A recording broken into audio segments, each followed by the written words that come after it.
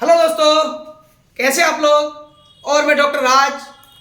आज दोस्तों current affairs के टॉपिक शुरू करते हैं हम लोग। और करंट अफेयर्स में हमारा जो पहला टॉपिक होगा, वनों में आग कैसे लग जाती है, वनाग्नि के कारण क्या है, क्या इनके प्रभाव पड़ते हैं, क्या इफेक्ट होता है, क्या हमारे वातावरण पर प्रभाव पड़ता है, समाज पर क्या प्रभाव पड़ता है।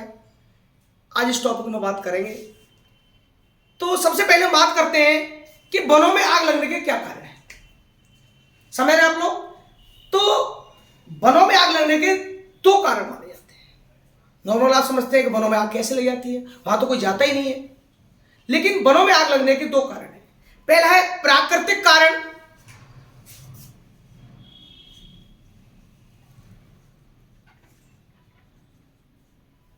और दूसरा है मानवीय कारण। First of all we are talking about natural causes. प्राकृतिक कारणों में हम बात करते हैं क्या क्या ऐसी परिस्थितियां आई कि वनों में आग लग जाती है। प्रकृति क्या जानबूझ के आग लगा देती है, क्या ऐसी कंडीशन क्रिएट होती है। आप सब समझ रहे हैं, पिछले कुछ समय से, पिछले 2 दशकों से, यानी 20 वर्ष से ग्लोबल वार्मिंग या हीट बढ़ना एक बहुत बड़ी प्रक्रिया हो चुकी है। प्राकृतिक कारणों में देखें तो हवाओं का तेज चलना, गर्मी का बढ़ना, यह प्राकृतिक कारणों की एक विशेष भूमिका अदा करता है। और नमी कम हो जाना मिट्टी के अंदर, इससे वनों में आग लगने की प्रक्रिया बढ़ चुकी है। आप देख रहे हैं भारत में राजस्थान हुआ, मध्य प्रदेश हुआ और मिजोरम हुआ, यहां तक कि पिछले 2 दशकों में आप देखेंगे तो मिजोरम में सबसे ज्यादा ये प्रभाव मिला है। और पिछले 20 वर्षों में 10% वनों में आग लगने की स्थिति बढ़ गई है। 20 वर्षों में 10% स्थिति बढ़ चुकी है। तो इन प्राकृतिक कारणों की बात करते हैं। ऐसे यूरोप की बात करें, यूरोप में फ्रांस, स्पेन और आपका ब्रिटेन, ग्रीस, पुर्तगाल, इन देशों में भी हाल ही में कुछ आग लगी। तो ये ज्वलंत मुद्दा है करंट का आपका। तो आग लगने की परिस्थितियों की बात करते हैं हम लोग। तो देखिए दोस्तों, पहला कारण प्राकृतिक कारणों में पहला है कि प्रकृति ने हमें जो पेड़ पौधे दिए, समझ लो वो आपस में लड़ जाते हैं। जैसे बैम्बू का पेड़, टेम्परेचर हाई है, गर्मी के दिनों में आग लगती है, आप जानते हैं। टेम्परेचर हाई, पत्ते सूखे हैं, पत्तियां सूखी हैं। लेकिन जैसे होता है ना आपस में लड़ाई हो जाना, पेड़ों में ही तेज हवा चलने से क्या होता है, बैम्बू ट्री में आपस में रगड़न से, पेड़ है आपस में रगड़ने से क्या होता है, चिंगारी क्रिएट हो जाती है। और भी अन्य पेड़ हैं प्रकृति में, उनके आपस में रगड़ने से, क्यों वनों में सिस्टमेटिक तो होता नहीं है, बंद वन है, तो पेड़ आपस में तेज हवाओं से रगड़ते हैं और रगड़ खाने से आग का कारण होते हैं। और टेम्परेचर अधिक होना, 50 से भी अधिक हाई टेम्परेचर हो जाता है। और आप कहेंगे मिजोरम, तो मिजोरम हमारा हॉटस्पॉट बोला जाता है, क्योंकि टेम्परेचर बढ़ा।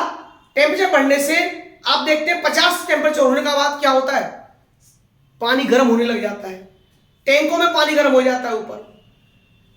तो ऐसी स्थिति में टेम्परेचर हाई प्लस पेड़ों की रगड़न से आग क्रिएट हो जाती है और वो वनों में आग का कारण बन जाती है। समझ गए आप लोग।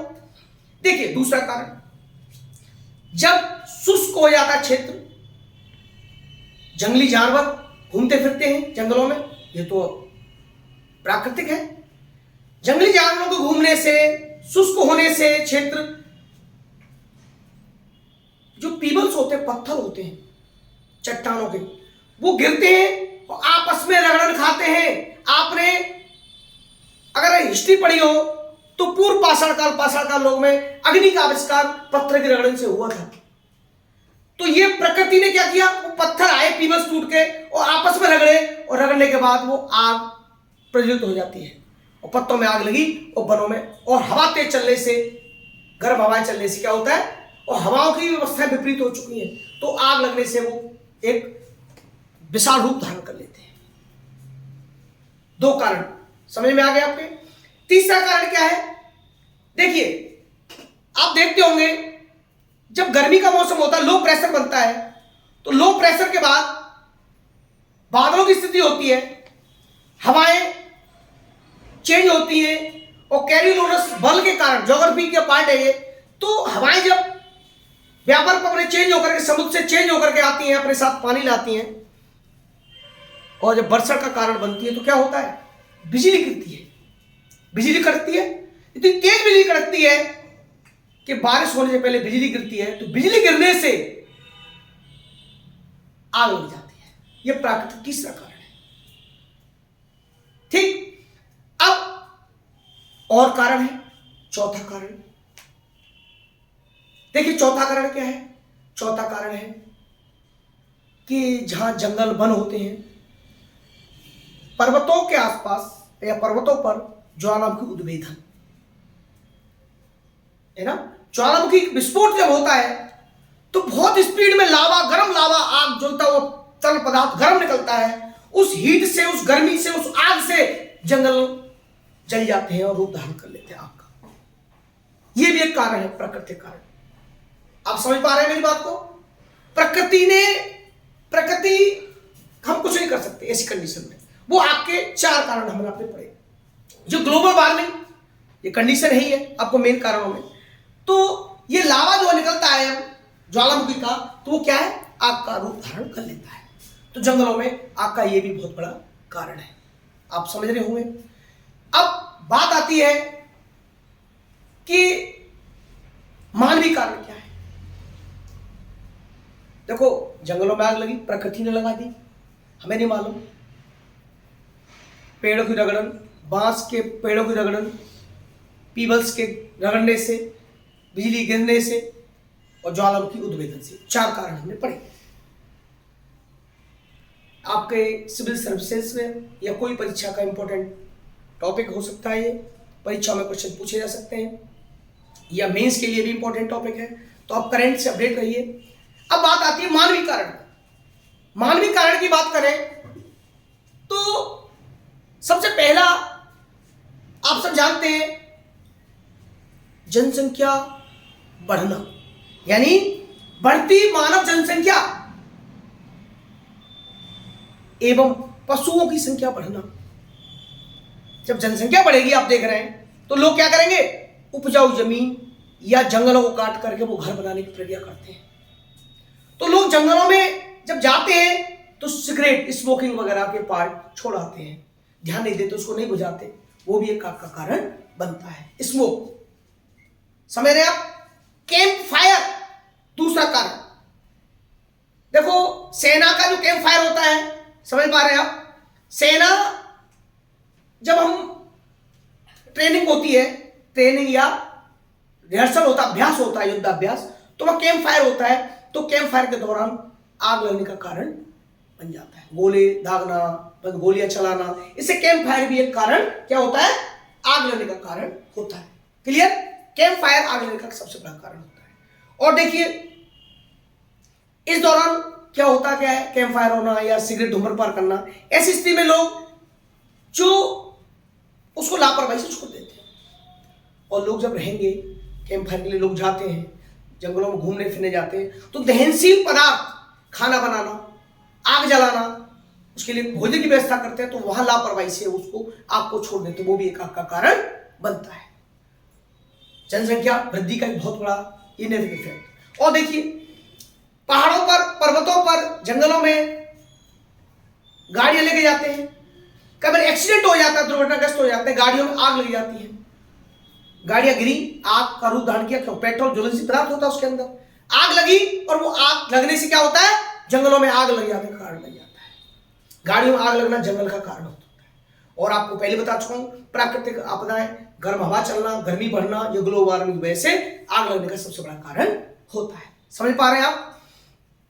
और दूसरी बात आप देख रहे होंगे कि खेती मतलब झूम खेती। आप पूरब की तरफ जाएंगे झूम खेती का आपको मिलेगा सबसे ज्यादा। झूम खेती आग लगाकर, तो खेती में आग लगा देते हैं, दोबारा पुनः खेती के लिए उसके लिए रिप्रोडक्शन के लिए गन्ने के खेतों में भी आग लगाते हैं। तो झूम खेती की प्रक्रिया है, उससे भी जंगलों में आग लगने का एक कारण होता है। आप सब समझ रहे हैं, मानवीय कारणों का सबसे बड़ा प्रभाव यही रहता है। अब बात सबसे बड़ी दोस्तों ये आती है, क्या मानवीय कारण, इन कारणों के अलावा मानवीय कारण पढ़े हमने, प्राकृतिक कारण पढ़े, यानी आप समझ पा रहे हैं कि मनुष्य भी प्रकृति या जंगलों में, आप नॉर्मल देखा होगा कि कूड़े के ढेर पर हम आग जला देते हैं और उसको सफाई वाले भर ले जाते हैं, तो वो बड़े ढेरों पर पहुंच जाते हैं, वहां आग लग जाती है, धुआं होता रहता है तो आग का कारण बन जाता है। हवा तेज चलती है, गर्मियों में अक्सर जो घूर पड़े हुए होते हैं वहां आग लग जाती है। हम लोग दिल्ली में देखते हैं और भी जगह जहां जब मेर अम्बार बने हुए हैं ढेर के, वो क्या होता है, कूड़े कचरे की आग लग जाती है। ये भी एक कारण है। ठीक है, तो दो तरह कारण पढ़े, हम पढ़ेंगे अब दोस्तों क्या इफेक्ट है, आग से क्या प्रभाव पड़ता है समाज पर, प्रकृति पर क्या प्रभाव पड़ता है। तो आज हम पढ़ रहे हैं कि इसके प्रभाव क्या है। देखिए, वनाग्नि या वनों में आग लगने के, फॉरेस्ट फायर के क्या इफेक्ट पड़ते हैं, इंपैक्ट पड़ते हैं। देखिए दोस्तों, पहला इंपैक्ट तो सीधा सीधा है, जब आग लगेगी तो धुआं तो उठता है। जब धुआं उठेगा तो सबसे पहला तो स्मोक बढ़ेगा, ग्लोबल वार्मिंग का एक कारण बनता है। अब देखो, एक बार में नहीं, उस क्षेत्र का सारा क्षेत्र क्या होता है, उस ब्लैक से घिर जाता है बादलों के। उससे क्या होता है, लोगों के स्वास्थ्य पर बुरा प्रभाव पड़ता है। स्वास्थ्य पर, श्वास, कई लोग तो जंगलों के आसपास होते हैं, श्वास से दम घुट के मर जाते हैं, डेथ का कारण होती है। जब जंगलों में आग लगेगी तो आसपास क्षेत्र लोग माइग्रेट कर जाते हैं, चले जाते हैं, छोड़ के नहीं जा पाते हैं, कोई ऐसी कंडीशन है, तमाम जानवर मर जाते हैं आसपास के जंगलों को धुआं होने से। दूसरी बात, दूसरा कारण सुनिए, जंगलों में जब आग लगती है तो वहां पर रहने वाले जीव जंतु डिस्ट्रॉय हो जाते हैं, मर जाते हैं, डेथ हो जाती है उनकी, यानी जैव विविधता ही तो होता है, वो सारा सिस्टम डिस्ट्रॉय हो जाता है, जैव विविधता में कमी आ जाती है। इससे जैव विविधता कमी होगी तो पूरा सिस्टम, जीव जंतु को नष्ट हो जाना, वो क्या है, अगली प्रजाति, जो भी सारा सिस्टम नष्ट होता है। बहुत सी ऐसी प्रजातियां हैं जो नष्ट हो जाती हैं, दोबारा नहीं मिलती, है ना। अगला कारण होता है, हम लोग जब जंगलों में आग लग जाती है तो जंगल जब जलते हैं तो उसमें तमाम ऐसे पेड़ पौधे जल जाते हैं जो हमारे ज़रूरत के होते हैं, तमाम दवाइयाँ, तमाम परिस्थितियों के होते हैं, या इमारती लकड़ियाँ होती हैं, वो ख़त्म हो जाती हैं, तो पुनरुत्थान नहीं हो पाता उनका। नए पेड़ कैसे ग्रो होंगे, वो डिस्ट्रॉय हो जाते हैं।